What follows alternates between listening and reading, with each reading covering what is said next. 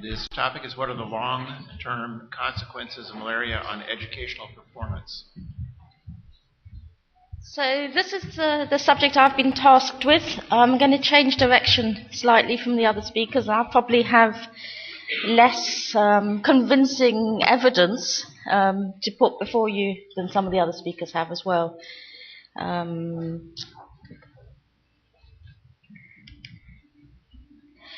So one of the things we're sort of interested in terms of malaria and education is, there's plenty of evidence and numerous studies that have shown how children who survive an episode of cerebral malaria may have residual impairments in cognition and speech and language and a number of different things which may impact on their education in the longer term. But it's also possible that other forms of malaria could have more subtle effects. And because those are more common than severe malaria, it may be important to try and characterize those a little bit. So on the slide I've sort of got some potential mechanisms, ways in which we imagine that possibly malaria infections could impact on education. So obviously there's the neurological impacts, the impairments that result from cerebral malaria, and that is a form of a long-term disability. But maybe malaria also causes delays in the cognitive development that hinder child development and learning. It can perhaps, if children have malaria during the school age years, it could result in reduced performance during school and therefore impair learning. And obviously malaria attacks can also result in absenteeism from school, during which the children are unable to learn anything. So I think we need to bear in mind that there are several different forms of malaria, and these different forms of malaria may have very different effects, and that there may be different effects at different times in your life. So effects of malaria in early childhood may impact on later schooling through developmental delay or long-term disability, and then there are the effects that may arise from malaria illnesses or malaria infection, asymptomatic infection, which is the focus of the session, which occur at the time the children are in school. And then potentially, if there are impacts of malaria on education, then we may also be seeing intergenerational effects on families and ultimately on nations. And these things are of potential interest because of these potential long-term effects. But if I focus a little bit more on malaria in school children, partly because this is the age group where in the majority of malaria endemic areas, children have already developed some immunity, and therefore you're more likely to see asymptomatic parasitemia rather than clinical attacks. So although in school children you can see these two forms, probably the asymptomatic parasitemias are more common, and therefore by looking at this particular age group we maybe get a little bit more of an idea of the impact of asymptomatic parasitemia on all age groups who are infected asymptomatically. So both of these, of course, can be a cause of anemia, and clinical attacks and anemia may in turn lead to absenteeism from school, and it's also possible that there's an impact on reduced cognitive performance, and both reduced cognitive performance and absenteeism have the potential to impact on educational attainment.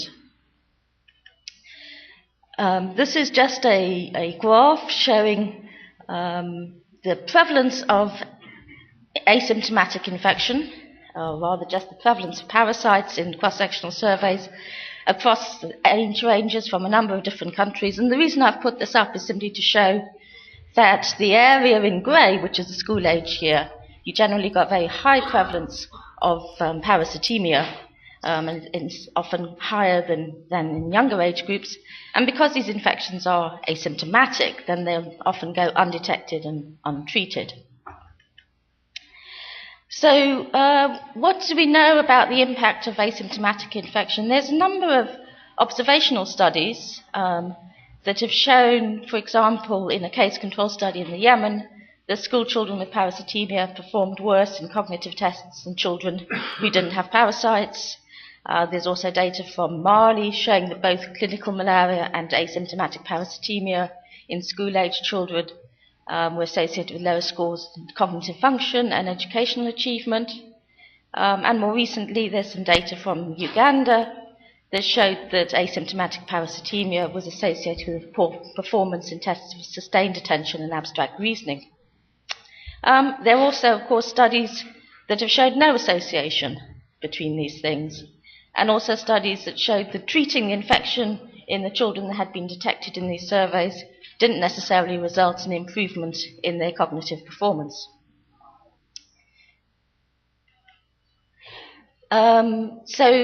And none of these studies are really able to establish causality. So we can potentially get a little bit more idea about whether this hypothesis is valid by doing randomized clinical trials. So we did a study in Western Kenya in primary schools, principally to look at whether malaria control through sort of a mass treatment approach could reduce infection, anemia, and improve school performance. And the strategy we used was something which we're now terming intermittent parasite clearance. So this is a form of intermittent treatment in which the presumptive treatment of all children, irrespective of their infection status. This, I suppose, primarily targets the asymptomatic infections rather than preventing clinical attacks, although there will be a prophylactic period shortly after the treatment. So this was a cluster randomized trial. The children were treated 3 times a year, once each school term, and deworming was carried out in the schools at the same time. And following the children after 1 year after the 3 treatments, we saw a significant reduction in the prevalence of anemia, a very marked reduction obviously in parasitemia, but we also saw a significant improvement in tests of sustained attention. So these were the only cognitive tests that we performed in this particular trial. And we didn't see any impact on education in the study. More recently, we've also conducted a study in Mali in collaboration with Save the Children, very much the same research question. In this case, there were 2 interventions. The first was the use of insecticide-treated nets, primarily to prevent infection in the first place, and then a single treatment of intermittent parasite clearance in schools with the same intention. So as I say, this was a single treatment. It was given at the end of the transmission season. The nets were supposed to protect the children during the transmission season, and then we followed up the children after some time. So what did we see? We saw a marked reduction in parasitemia after the treatment. Again, not particularly surprising, but we also saw a significant reduction in anemia. And this effect was prolonged until the end of the school year in May 2012. And again, we saw an impact in terms of the tests of sustained attention.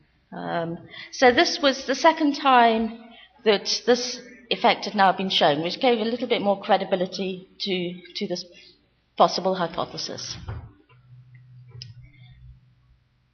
But nonetheless, and the focus here is we've got evidence that it reduces attention during lessons in particular, but we still don't really know whether it has any impact on education attainment. So what evidence might there be of that? I think we have to look outside the African continent initially. So this was a studies undertaken in Sri Lanka, a series of studies. It started off initially with some observational studies which showed the cognitive performance in school, or when the children came into school initially, was related to the number of malaria attacks they'd had earlier in life, and also that their performance in language and maths deteriorated in children who were experiencing a malaria attack, and then that improved again 2 weeks after the attack, but it was still lower than it would have been amongst healthy children. They then carried out a trial of chloroquine prophylaxis for 9 months, and they compared the children who were on the prophylactic regime with the children who were controls, and saw an improvement in both educational attainment and also school absenteeism. So this, of course, is a situation in which children are experiencing quite a few clinical attacks as well as asymptomatic parasitemia. I think if we can also find some evidence in relation to education if we, again, look at the study that was already mentioned, the study of chemoprophylaxis in early childhood that was undertaken in the Gambia. And these children were followed up 4 to 16 years later, when they were around about 17 years of age. And they were tested, and there was some evidence that there was an improved cognitive function, which was a reflection of how long the children had been receiving the prophylaxis. So in this particular study, at the end of the trial, the Malaprim was offered to all the children. So you don't really have a complete control, but we have this difference between how many years during the first 5 years of life the children received the intervention. So there's something suggesting that the longer the children receive chemoprophylaxis, the greater the impact. And interestingly, there was a difference between the children in terms of school dropout. So the children stayed in school for longer, and those that dropped out later. There's also some data from observational studies that show that in Pierre it's really cases of uncomplicated malaria in early childhood that are associated with lower cognitive development. And there's one study that was undertaken in Brazil among school-aged children that also saw an association between malaria attacks and school performance. So there's a little bit of evidence there as well. If we go to the data from eradication campaigns, there's also some evidence there that there were impacts on schooling. So this is some data on years of schooling following the malaria eradication campaign in Sri Lanka, which shows that there was an increase in the amount of time that people remained in school in the years that followed the eradication campaign. And there's similar evidence from Brazil in terms of years of schooling and literacy, with this shift associated with the timing of the eradication campaigns. And there's actually, since these first studies were published, there's a huge amount of econometric literature that has looked at the national level data in a number of countries related to the historical efforts at malaria eradication. And there's very similar findings to these kinds of findings also from Colombia, from Italy, from Mexico, Paraguay, and Sri Lanka. And there's also more recently some data from Africa, from Mali, from Uganda, and Ethiopia, of a similar sort of nature. So, in conclusion, there is a growing body of evidence, albeit an imperfect body of evidence, that suggests that asymptomatic infection may impair cognitive performance. And the findings from the randomized intervention trials and the observational studies are consistent with the historical evidence of increases in schooling and literacy that followed eradication, which would suggest that reducing malaria infection has the potential to improve cognitive performance, education, and potentially socioeconomic development as well. And of course, we should not overlook the enormous size of the reservoir of asymptomatic infection in this particular age group, in the school age group, and the potential benefit that reducing that reservoir might have, not for the children themselves, but for the other community members, through reducing the risk of new infections. With many of the other speakers, I don't really know who to acknowledge other than all the people who've been involved in the studies that we've drawn this evidence from. Thank you.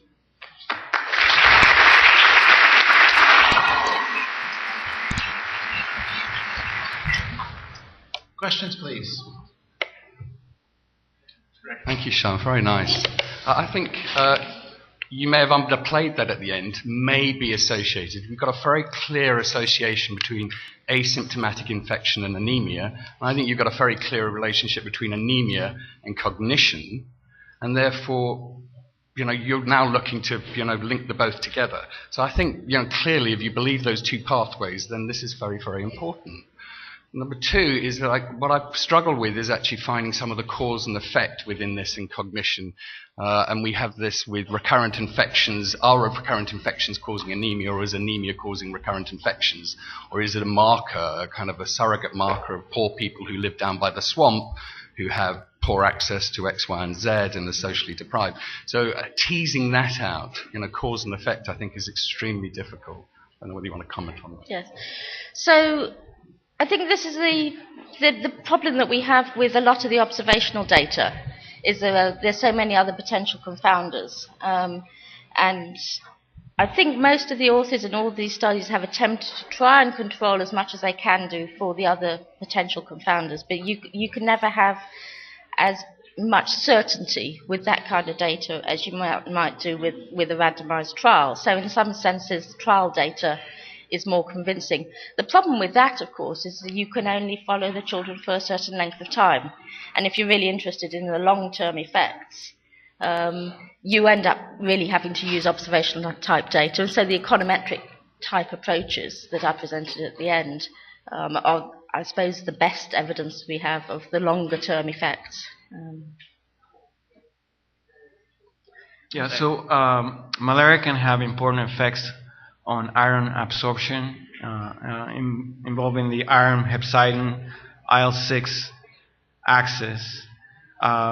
So the question is, in your studies, have you looked at that axis? Because certainly iron availability can affect cognitive function. Yes. The studies that I've personally been involved in haven't really kind of looked at the biochemical basis of the studies, but a lot of that initial hypothesis about the importance of the impact on education being somehow mediated through anemia is sort of based on the previous associations between the importance of iron for brain function and studies on deworming and iron supplementation and so forth. But on the other hand, what we found in a number of studies that there seems to be some suggestion that there's an impact of malaria parasitemia which is independent of anemia, which suggests that maybe it's still somehow related to the iron biochemical pathway, but it's not through sort of a clinical state of anemia.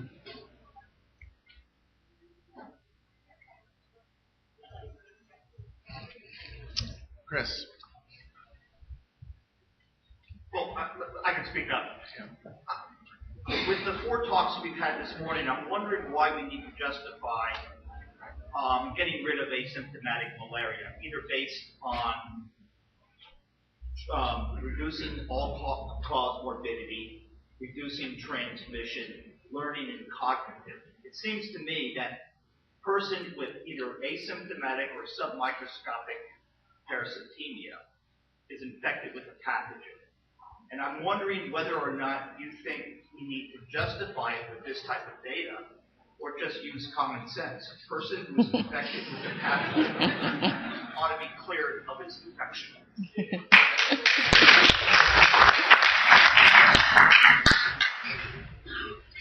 I suppose we also want to think about the benefits for the individual as well as the benefits for the community. And some of those benefits may be more direct. So there may be a number of different levels at which you can sort of say it's important to do. Whereas if you just say, well, let's get rid of the pathogen, it sort of somehow doesn't recognize that there are direct important effects for the individual as well. I thank you very much. But I would think that we still have the baggage of old malaria epidemiologists hanging over us, saying that having low-grade parasitemia is good because it maintains immunity in the population. And I think I'm really glad to see in 2014 we moved beyond that. I hope. All right, thank you, Chris, and thank you, Sean. Very good. So I was going to let Rowley be inflammatory, but I didn't need to. Chris was able to get it going. And I think that's actually one of the key reasons Rowley and I wanted to have this symposium, is to put out some of these issues and actually discuss that as is a concept. Asymptomatic in a Western context is really a social cultural definition. It means you feel bad enough to seek care. And chronic infection is much more accurate description, I believe, because especially in developed countries or places where malaria is endemic, the concept of seeking care isn't quite what it is in suburban New Orleans or Seattle, if you will.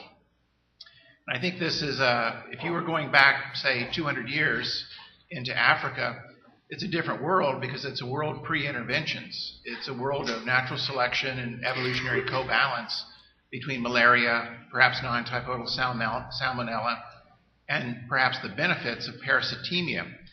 And in that setting, all of those will be eventually optimized for reproductive success of the various pathogens, both malaria and humans. But we're no longer 200 years ago. This is 2014. We have all the interventions at hand to clear pathogens from patients. And this really comes down to one of those fundamental equity questions that we all have. We would not tolerate a chronic infection with malaria in Seattle or Boston or New Orleans. And yet somehow we seem willing to tolerate it in Uganda or Nigeria. And I think this, Chris hit it right on the head, goes back to this basic question of, is it good or is it bad? And we're all aware of the basic argument that if you survive after 1 or 2 years of age, you have some acquired natural immunity that is protective against severe disease as you get older.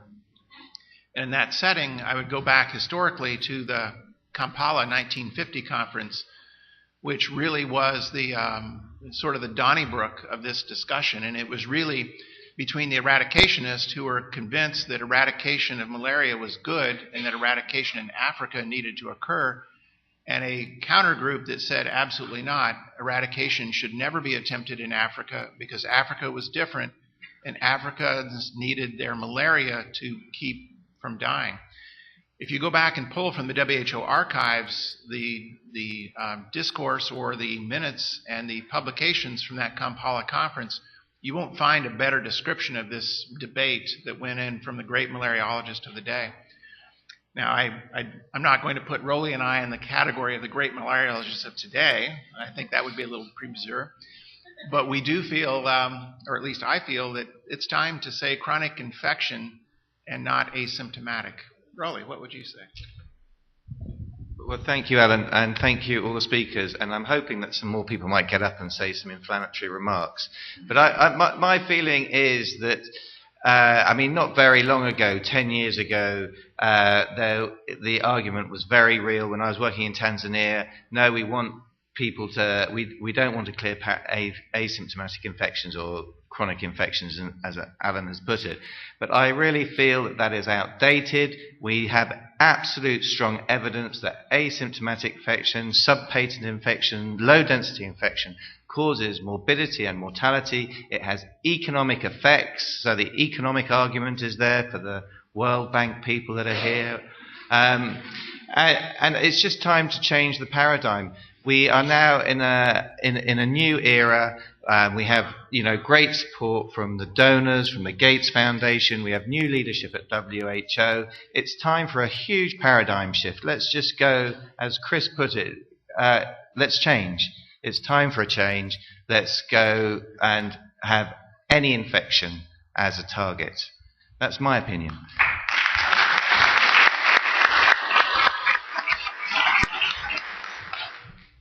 Anyone want to argue against? Well, pile on. Yeah, we have. Yeah, please. Can I speak up a bit? I wouldn't argue about it, but what I was just suggesting was that in the presentation, I didn't notice anything about poverty. Now, I understand that poverty drives a lot of it. And so, we're not looking for the relationship between poverty and all the downstream effects. We might actually be getting distracted. We can't change the economic conditions overnight, but at least you can eliminate asymptomatic infections. And so I think that in considering the choices, maybe that's a better way to do it. I don't want to argue against in the sense that I'm convinced that it would be entirely beneficial for the individual to have their chronic infection treated and removed. I guess my question is to those of you who would trying to achieve this is, do you have the tools to do this, and what risks do you run in trying to achieve it? So that's more about, many years ago when I was in the Gambia, we used to have these discussions about chemoprophylaxis and drug resistance and all of this kind of thing. I think the immunological argument is, I agree with you, is not there anymore. I think there would be the disadvantage of losing a bit of acquired immunity was more than outweighed by the advantage of not being sick for much of your life. But it's just a question is, can we do it, and what are the risks we run if we try to do it? I can provide a comment while we're waiting for the next speaker to come up. I completely agree with you, and that is to me, that's sort of a tactics and an operational issue. You can decide that you need to do it, and then you have to decide, can you do it and how you do it? Do you have the right tools? And if you are in an area where you can truly eliminate, then you can do so and move on. Obviously, we're most concerned about elimination in a large geographic area, but not really being able to protect the borders, so to speak. And then you risk the reimportation due to mobilization of people and parasites as they come in. It's pretty clear, many of us are clinicians at heart and know that if you have no immunity, you don't tend to do very well with malaria. You have a much more severe response. But that is the same with in endemic areas. You just shift the age curve, and that was the whole basis of the discussion in 1950, which actually led to a series of great papers and studies, observational studies, that actually showed that the children less than 2 years of age actually died of malaria. Because part of the argument in 1950 was, well, Africans don't die of malaria. And of course, that's silly. They just die at a lot younger age. You don't see it in adults. But I think your key point there is, the correct point is, we need to recognize this as a chronic infection. It needs to go away for the individual benefit of the patients. But now we have to be thoughtful. How do we do it on a population basis? And I freely admit we don't have all the answers to those questions today. Yeah. Hi. Larry Barrett, USAID, PMI. As a clinician, as an epidemiologist, I absolutely agree with your point. If I take that hat off and put my donor hat on, I'd first mention that there's likely no one from the World Bank at this meeting. And I say that as a former bank staff, because they're not investing in malaria anymore, as are some other donors. And the trajectory for U.S. government funding is probably level, if we're lucky. And one only needs to look at the newspapers at both the political climate and other diseases that are sucking away resources. So in theory, yes, but what keeps us at PMI awake at night is the balance between, do we invest in saving lives in DRC and Nigeria, or do we eliminate parasites in Rwanda and Ethiopia? And sometimes it is an either or. And so I think people need to keep that in mind. Thank you, Larry. And just to kind of support that, at the beginning of this symposium, we stated almost, and maybe we should have done it, that the malaria elimination people should get out the room. We're really talking about parasite infection, and we know in the highest transmission areas, more people are infected. And it's asymptomatic infection, subpatent infection is incredibly common, maybe in 100% of the population. So the point of this symposium was really to say, here is the evidence that asymptomatic infection has massive impact. And I think, lots of the data that was being shown was from the 1950s and 1960s, 1970s. Brian's work in the 1980s came up in everybody's talk. That this isn't old news, but the paradigm hasn't shifted. We still say, oh, we're going to reduce morbidity. No, let's go after the parasite. Let's go after transmission. Just, to go to Larry's point a bit, I, completely agree in that we talk about it, the first thing you want to eliminate is deaths. And then you move on and eliminate parasites because it's all related. you can eliminate deaths now, and if you fail to finish the job, you will see the Sri Lankas of the world come back, and you see resurgence. Those are those issues. But I don't think it's a choice. I think it's you can do both, and we can do both. And I think that's we need to do, I think, a lot better job about coordinating amongst the various groups and agencies that are providing those resources and being very targeted in our impacts going forward. And the hope is to do both going forward. Brian, you're the... Just one group condition hasn't been mentioned, and that's probably because a lot of the younger people here haven't seen that. And if you've been in the pediatric department in Nigeria or in Uganda or Kenya, about 40 years ago or something, really important conditions, bucket lymphoma, nephrotic syndrome, killing diseases, adult splenomegaly in those days. I mean, there was pretty good evidence that all of those were related to asymptomatic infection.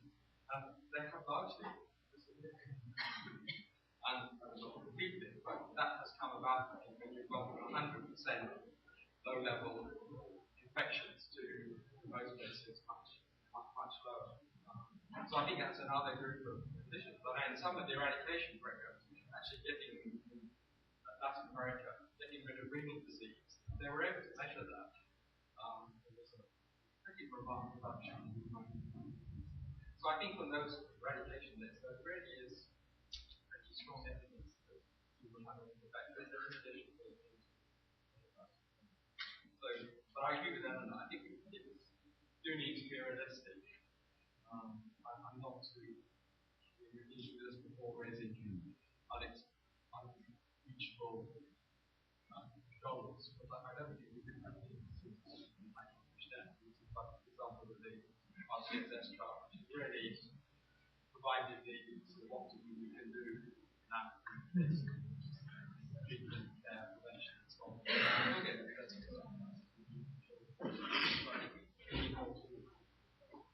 Not to lose the goal, but not to reach ambitions. I think just... okay. So happy to.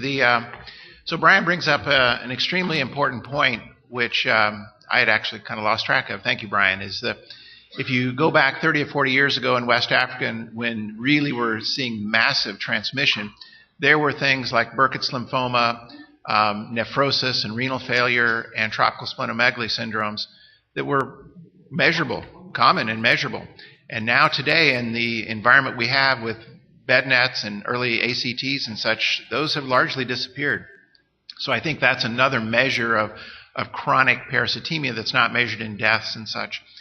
I think one of the reasons it's important to make this distinction about individual benefit is as we develop the new tools, it's very different when you go to a drug regulatory agency and say, I want to register this new drug, and you'll give it to sick people. Oh, and I also want to give it to asymptomatic people. Then you get into a very different discussion with regulators about risk-benefit. And part about stating this clearly as a community that there's risk, and you actually change that risk-benefit discussion with the regulators, and as you form your target product profiles for whether it's your vaccines or your drugs. And I think that's important because it gives us a way to go forward in product development to get those new tools that we need.